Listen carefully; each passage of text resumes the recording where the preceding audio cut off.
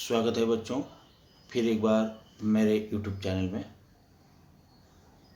पिछले वीडियो में हमने विशेषण को आरंभ किया था, विशेषण की परिभाषा तथा विशेषण के भेद, विशेषण के उदाहरण या उस विशेषण के जो वाक्य हैं, गुणवाचक विशेषण के बारे में जानकारी ले रहे थे। गुणवाचक विशेषण की परिभाषा, गुणवाचक विशेषण किसे कहते हैं तथा गुणवाचक विशेषण के कुछ वाक्यों के बारे में हमने जानकारी ली थी।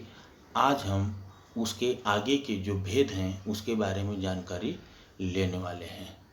तो गुणवाचक विशेषण के बाद विशेषण का जो दूसरा भेद आता है वह है संख्यावाचक विशेषण।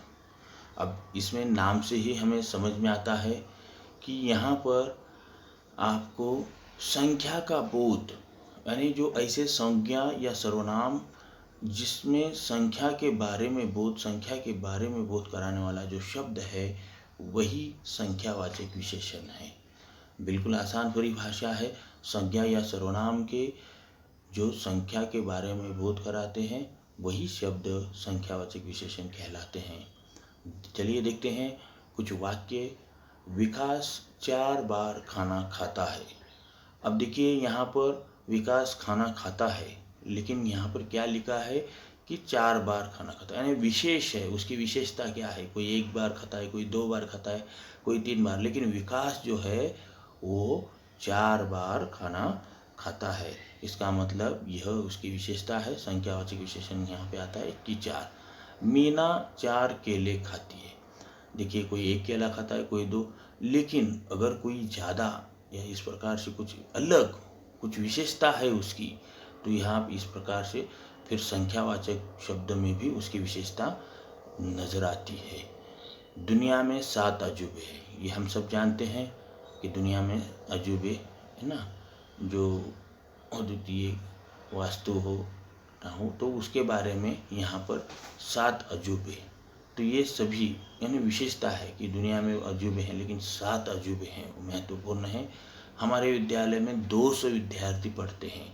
अब ये भी विशेषता है, हमारे विद्यालय में विद्यार्थी पढ़ते हैं, लेकिन 200 पढ़ते हैं, 300 पढ़ते हैं या 500 पढ़ते हैं, तो वहाँ पर वो संख्यावाचक विशेषण। यानी जैसा कि अगर हम देखते हैं कि 4, 7, 200 ये जो शब्द हैं, ये शब्द क्या है?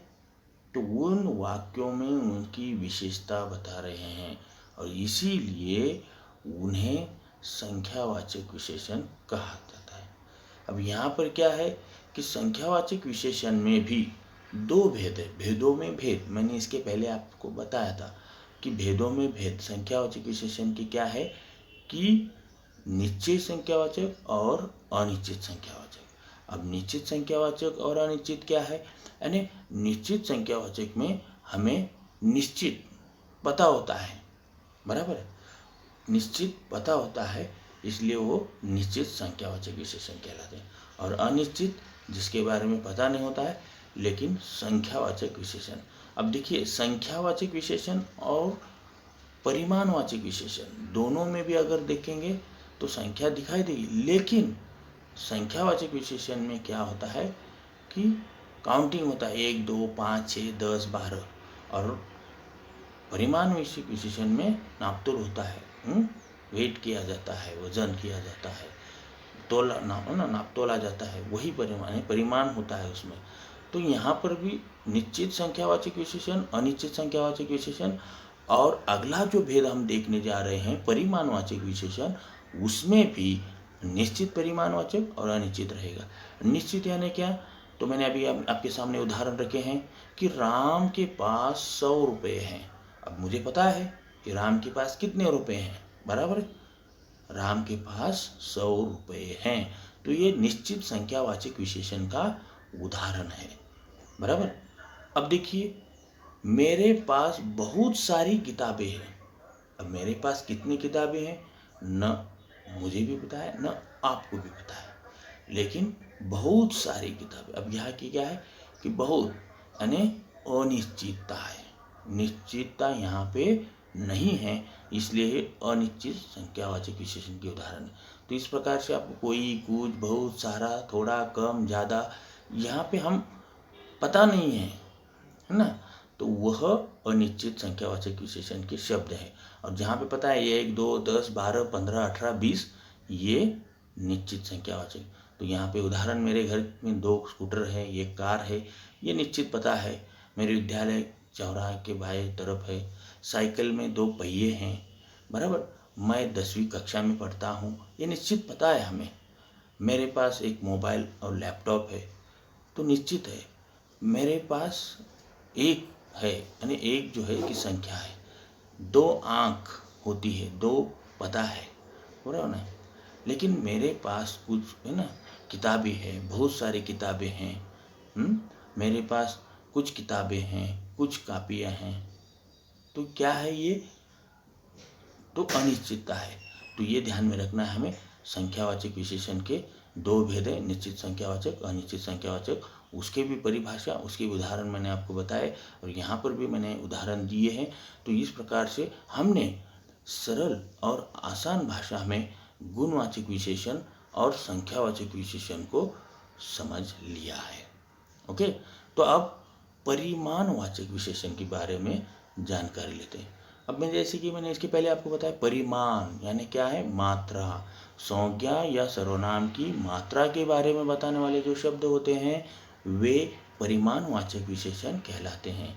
जैसे मुझे एक केला दो, ये क्या है? संख्यावाचक विशेषण, क्योंकि क्या है वहाँ पे काउंटिंग है, 1, बराबर।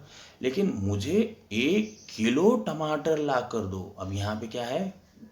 नापतोल किया जाता है ना, नापतोल किया जाता है, मात्रा जो होती है।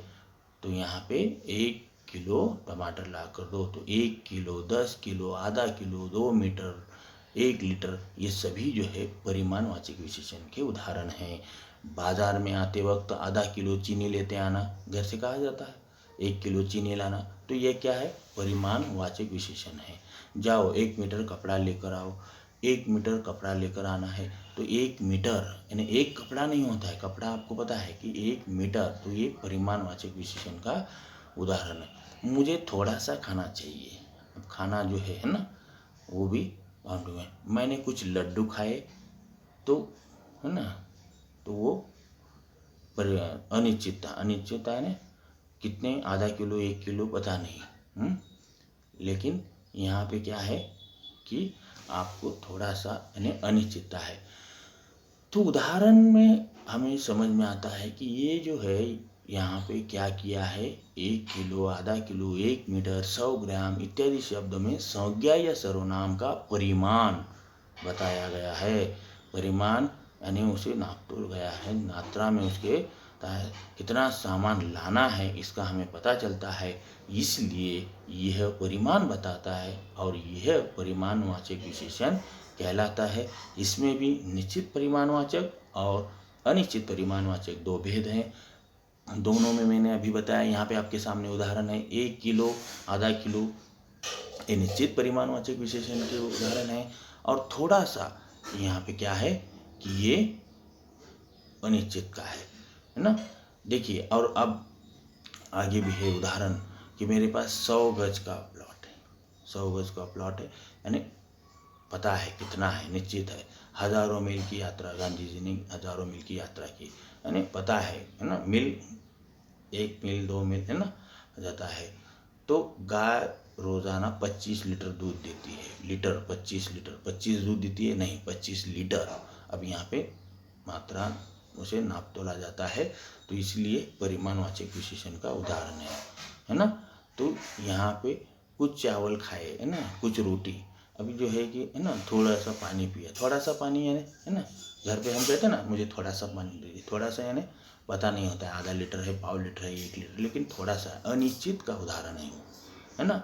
हम घर पर भी इसका उदाहरण प्रयोग, संख्यावाचक विशेषण हो, परिमाणवाचक विशेषण हो, इन उदाहरणों का प्रयोग हम अपने घर पर भी करते हैं, लेकिन तब हम समझ नहीं पाते कि ये क्या है, निश्चित है या अनिश्चित है। लेकिन जैसे ही वाक्य में आते हैं, परीक्षाओं में आते हैं, पाठ्य पुस्तक में आते हैं, हम जब पढ़ाते हैं तब समझ में आता है, हाँ मोहन 40 किलो का है। हम बोलते हैं है ना, तुम 50 किलो के हो, तुम 10 किलो के, लेकिन यहाँ पे 40 किलो का यानी वेट जो है, यह वेट 6 मीटर लंबा है, ना, ये सब हम कहते हैं चावल की बोरी 35 किलो की होती है। तो ये सभी जो उदाहरण हैं ये परिमाणवाचक विशेषण के उदाहरण हैं। जिस प्रकार से गुणवाचक विशेषण में हमने देखा लंबा चौड़ा काला गोरा ऊंचा नीचा, है ना, आकार रूप रंग के बारे में बताए। संख्यावाचक में काउंटिंग होता है 1 2 3 को ज़्यादा, और अनिश्चितता में नाप तोला जाता है, परिमाण होता है, मात्रा होती है। तो इस प्रकार से हमने गुणवाचक विशेषण, संख्यावाचक विशेषण और परिमाणवाचक विशेषण के 3 भेद की जानकारी ली है। और इसमें का जो आखिरी भेद है सार्वनामिक विशेषण, सर्वनाम संख्या के बारे में हमने जानकारी ली है, हमें पता है। और यहाँ पर वही सर्वनामिक विशेषण, जो सर्वनाम शब्द होता है वही विशेषण का भी कार्य करता है, संज्ञा से पहले आता है और विशेषण की तरह संज्ञा शब्द की विशेषता बताता है, तब वह शब्द सार्वनामिक विशेषण कहलाता है। कैसे? तो उदाहरण देखिए, यह लड़का कक्षा में अव्वल आया, है ना। सब लड़कों में हम किसी एक लड़के की विशेषता बताते समय ये लड़का कक्षा में अव्वल आया, बराबर, वह आदमी अच्छे काम करना जानता है, हम विशेषता बता रहे हैं। बहुत सारे आदमी, यह लड़की वही है जो मर गई, कौन है जो सबसे उत्तम है, यानी ये सभी जो है यहाँ पर क्या है, यह वह कौन आदि शब्द संज्ञा शब्द से पहले लग कर रखे हैं और विशेषण की जानकारी या विशेषण की तरह वो कार्य कर रहे हैं, विशेषता बता रहे हैं संज्ञा की। इसीलिए वह या यह कौन या आदि जो शब्द हैं यहाँ पर विशेषण का कार्य करते हैं, सार्वनामिक शब्द होते हुए भी, और इसीलिए संकेत भी कर रहे हैं, वह आदमी, यह बच्चा, वे, है ना, यह वह संकेत कर रहे हैं, वे लोग, है ना, वह बच्चा अव्वल आया। तो ये क्या है? संकेत। तो इसीलिए इस भेद को संकेतवाचक विशेषण भी कहा जाता है या सार्वनामिक विशेषण भी कहा जाता है। तो इस प्रकार से विशेषण के 4 भेद, गुणवाचक विशेषण, संख्यावाचक विशेषण, परिमाणवाचक विशेषण और कौन सा, संकेतवाचक या सार्वनामिक। और कुछ उदाहरण आपके सामने हैं। यह पुष्प कितना सुंदर है ना, बता रहे हैं हम, यह पुष्प कितना सुंदर है। सभी पुष्प होते हैं लेकिन उसमें से किसी एक पुष्प को लेकर हम उदाहरण लेते हैं, ये पुष्प कितना सुंदर है। वह लड़का पढ़ने में अच्छा है, संकेत भी कर रहे हैं ना, वह लड़का पढ़ने में अच्छा है। यह रमेश का घर है ना। यह मोबाइल विकास का है ना, दिखाते ना हम। वह अब्दुल के अब्बा हैं, वह रोज मजदूरी करता है। तो ये सभी संज्ञा के पहले आकर सर्वनाम क्या कर रहे हैं, यहाँ पर विशेषता ला रहे हैं। इसीलिए ये सार्वनामिक विशेषण या संकेतवाचक विशेषण कहलाते हैं। तो हमने यहाँ पर पार्ट 1 में विशेषण की परिभाषा, उदाहरण तथा कुछ भेद, तथा पार्ट 2 में हमने विशेषण के जो बचे हुए भेद, उनके उदाहरण देखे। और अब कुछ स्वाध्याय भी किस प्रकार से परीक्षा में आते हैं, जैसे बाग में पीले फूल खिले हैं, तो विशेषण शब्द पहचानिए या विशेष शब्द पहचान कर उसका भेद लिखिए। अब पीले फूल, अब यहाँ पे समझ में आता है, पीले फूल, बाग में फूल खिले हैं वाक्य है, लेकिन पीले फूल, तो ये क्या है, गुणवाचक विशेषण है। कोलकाता शहर में ट्रम बस सेवा जारी है, तो कौन सी बस सेवा, ट्रम बस। तो यहाँ पर दूध गर्म है, ठंडा गर्म है ना, तो यहाँ पर विशेषण है। स्टैचू ऑफ लोटस की सबसे ऊंची मूर्ति है, यहाँ पर भी सबसे ऊंची मूर्ति, तो यह भी क्या है, विशेषण का ही उदाहरण है। तालाब में सुनहरी रंग की मछली है। तो ऐसे कई उदाहरण, कई स्वाध्याय भी पूछे जाते हैं। तो इस वीडियो के माध्यम से हमें किसी भी प्रकार के स्वाध्याय का उत्तर देने के लिए हम दे सकते हैं, और हम उसके उदाहरण कैसे भी प्रश्न पूछे, हमें वाक्य पूछकर उसके भेद या भेद दिए हैं, शब्द दिए, उसके वाक्य बताने हैं, फिर भी हम आसानी से उसको कर सकते हैं।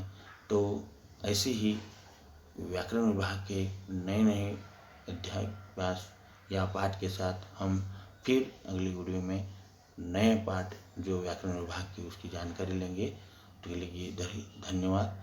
अगर आपको विशेषण भेद या दोनों पाठ में जो विशेषण के बारे में जानकारी दी है पसंद आया है तो आप मेरे चैनल को सब्सक्राइब कीजिए, लाइक कीजिए और बेल आइकॉन प्रेस करना न भूलिए।